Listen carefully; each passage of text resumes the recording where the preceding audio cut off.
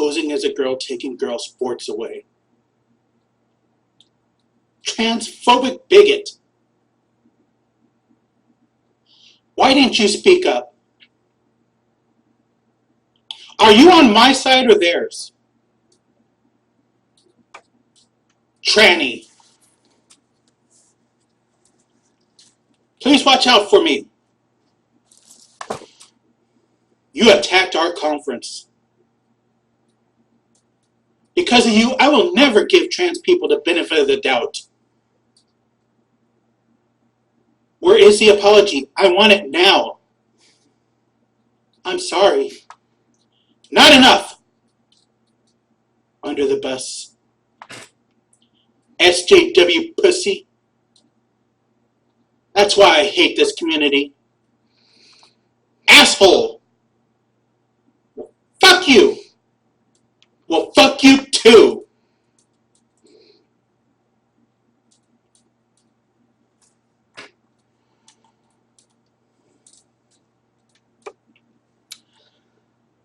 Let me tell you a story of a young me. Well before I knew I was trans, I was a very sensitive little kid. So much so my parents would get onto me for being too sensitive, as it was something a boy shouldn't be. And I don't mean that I was sensitive for my feelings. I was too sensitive to other people's feelings. That's how I was told. Over the years, I learned to pack it up and put all those feelings in a little ball, and only let out my anger. And how to be the hard asshole I was expected to be. It worked all the way up till the time my wife left me, because the sensitive person she had met a decade earlier had been replaced. Since that time, I've been working on letting my feelings loose. And I found that thing I was missing. Empathy. I am sure we're all aware of the term, as is what a lot of us build our moral compass around. Not all of us, of course, because the only thing we agree on as atheists is that there is no gods. And let's not get into the agnostic versus atheist in a word meeting right now. Now, empathy can be a good thing, but too much of it can be terrible. I have swung from being a jerk who would make dead baby jokes to one who will cry if they see a duck with a broken leg. How empathetic? Well, if not blaming him for my mother's death, think Kent Hovind had a lot to do to making her death so much worse than it could have been. I have made videos about him and his ignorance. Yet there are still nights where, when I'm trying to fall asleep, I wonder if I've upset him and hurt his feelings, and I feel bad about that. I don't know if this is because of the empathy, but I've also developed a strong worry that I will or have upset someone. So what does this have to do with the whole dumpster fire that's going on right now? I just want to make it clear that it hurts me to say what I'm going to be saying, and it will cost me. But staying quiet and watching people I know and respect pick at each other is hurting me even more. So let's rip that bandage off. I'm a very small channel and very new, only 103 subscribers. Yet I've been able to meet quite a bit of the YouTube atheist community through Faithless Forum or the web, and I've grown to respect a lot of them. There are so many amazing creators out there. I am also trans. After being a parent, these two terms are labels I apply to myself to help me identify who I am. Let's start with Woodford and his channel Rationality Rules. Unlike most of the players in this drama, I have no experience or association with him. The first and only video of his that I've watched was the trans athlete video. So I have no history of his past to judge his actions on. I've seen person after person state that he is a good faith actor, so I try to keep that in mind. If there's one thing I've learned from my journey as a Southern Baptist right-wing Republican to a trans-atheist woman who is a bit left of the Democrats, is that we all have biases. That bias comes in two forms: the bias we know we have and the bias we don't know we have. And how we deal with the biases we know about is often affected by those we don't know about. I'm told RR does a lot of research, and I agree there was a lot done for his video. But as of now, it seems to be the common consensus that the conclusion he got was incorrect. So what does that mean? Three of the main options I can think of is: 1, he does sloppy research. I don't think this is the case, but it has to be listed as an option. 2, he willingly decided to start with the argument that trans athletes are a danger to women's sports, and he went with whatever evidence he thought of would show this. 3, he went into this with an open mind, but unconscious bias may have clouded the results he found. I haven't seen anyone claim that sloppy research is a hallmark of RR, so I'm going to throw this option out. He decided to do this from the beginning. Some of these statements at the end of his video are a bit extreme and alarmist, and this could give weight to this idea. But I'm told the volume of his work does not reflect a previously held open bias against trans people. The third option, he went into it with an open mind but unconsciously made a mistake. I think this might be the most likely explanation. The next question is, if he had an unconscious anti-trans bias, in this one matter, is he transphobic? Warning, SJW speak ahead. One of the concepts I've learned is that we all are a bit ist or ophobic if we are a part of what society often wrongly calls to as normal. It is a result of the environment we are raised in. And I will put myself forth as an example. I thought I was a pretty good person when it came to rights of people with disabilities. Then I married a very close friend who uses a wheelchair. The last year and a half of friendship has been a long learning event where I've learned of ways I was ableist without even knowing it. Because this is how I've been taught by society. And if you think I'm done learning, think again. Still, my friend sees me doing my best, and I'm quick to not only apologize, but learn why what I said or did was wrong. Am I ableist? Yes, a little. Because I am not disabled, but I am working on it. Is RR transphobic? I feel a little, but because he is cis. What would determine if he is working on it is his updated video and any apologies he gives. Please note, I'm not going into Twitter at the moment.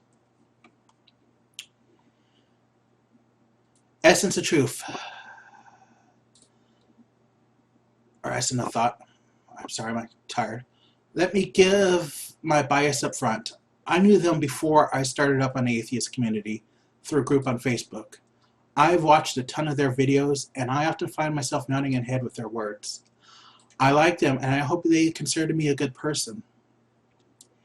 Their video of the rebuttal of RR was a good video, well researched, and I believe it came to the right conclusion.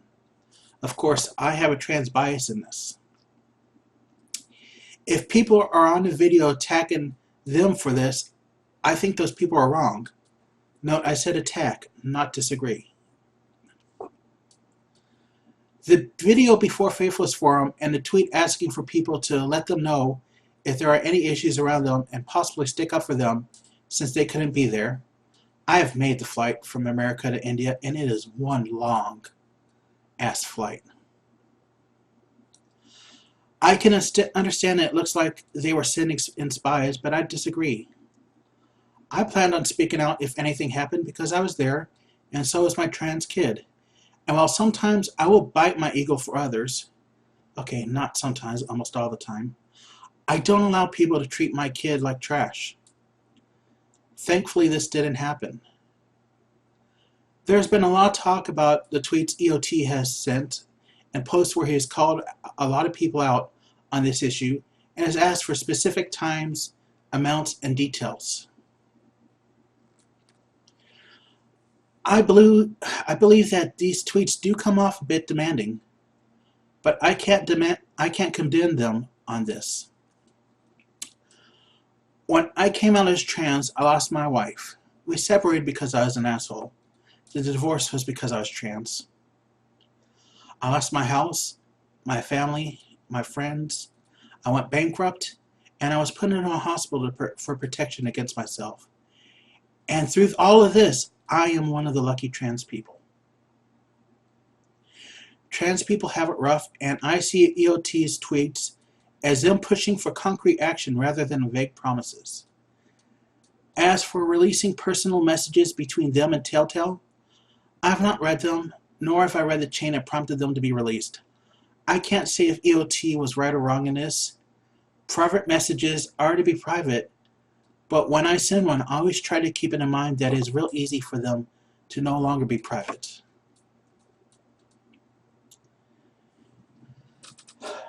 Telltale, this one is hard. I have a soft spot for him. When I listened to what he had gone through after leaving his religion, I just wanted to be a parent for him.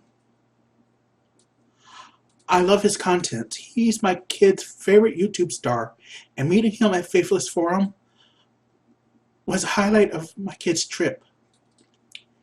He also worked his butt off to make Faithless Forum a success, which I believe it was. But I do believe he overreacted to EOT asking for people to stand up for him. I can, however, understand the emotion behind this happening and why it happened. I have not read all of the thread, Ron Wylater, but I do not believe he is transphobic, other than, he is cis. But I would suggest not using I was in a relationship with a trans person as a defense, as too many people see this as the same kind of argument that racists use when they say, I can't be racist because I'm married to a black person. Godless Cranium. You did a great video, and you could have easily stayed silent and not done anything, but you did, and you did a great summary of what was happened, especially for people who did not keep up on Twitter. Thank you. Sirs, I liked your video as well. I would disagree on why the Woodward video was made the way it was, and I would disagree with the conclusion that he is not transphobic, but only because, as mentioned above, I feel all of us who aren't part of a group that is mainstream have something of the bias that society taught us. But I can't fault your logic and understand why you concluded what you did. Thank you for the video. It felt like a wet blanket, and I don't mean boring. I mean, this is an ugly dumpster fire, and your video felt like a wet blanket put over the fire to try and smother some of it so it doesn't spread. ACA, I think your apology was too much and too late. I've heard it claimed that it's like you tried to have your cake and eat it too, and I agree. That said, I do not have any upset feelings against any of the people in the ACA group, as I know not all agree with the statement. If Woodward was right about one thing in this whole mess, I think the suggestions he made about how the apology should have been edited was right on. Mr. Atheist in the lists. I don't have any issues with Mr. Atheist being silent. I have rarely seen him ever stop speaking about crap theists do in order to make a remark on inter-atheist issues. It is not his brand or style. He has, however, often spoke up without prompting and supported the T in the LGBTQIA+. I can, however, understand the feelings that were behind the lists that came up with him on it. Bit more on the lists. I understand them, but please don't make me choose which one to be on. I lost my church family coming out. I lost my community. I joined both the atheist and trans community, and I want to be part of both of y'all. Because I truly believe in both. If I have to choose one, I will go with trans, as it's one step above atheism in my identity tree. But I really hope it doesn't come to this. As for all the Twitter feeds and change which I have not gone to in detail, I haven't because I can't. Like I said at the beginning, I don't want to hurt people, and I always stress that I upset others.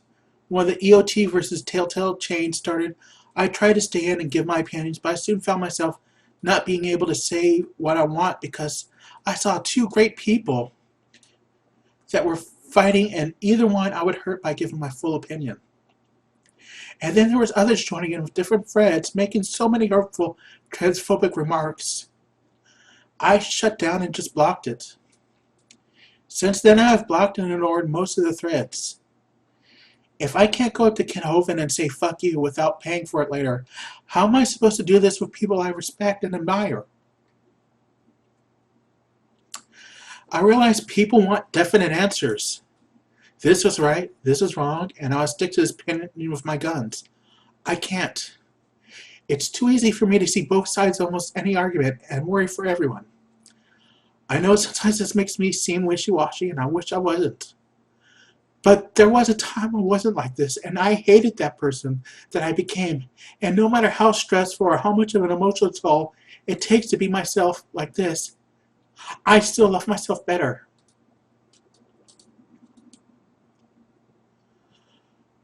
I hope this all starts to heal.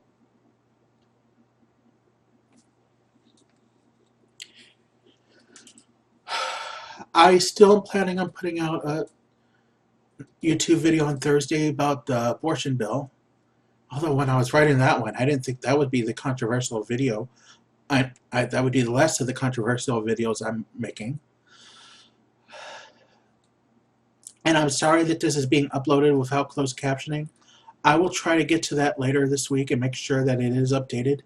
I will include a link to this transcript so that you can read it if you do need the help understanding what's being said. And I really do want all of y'all to have a great day.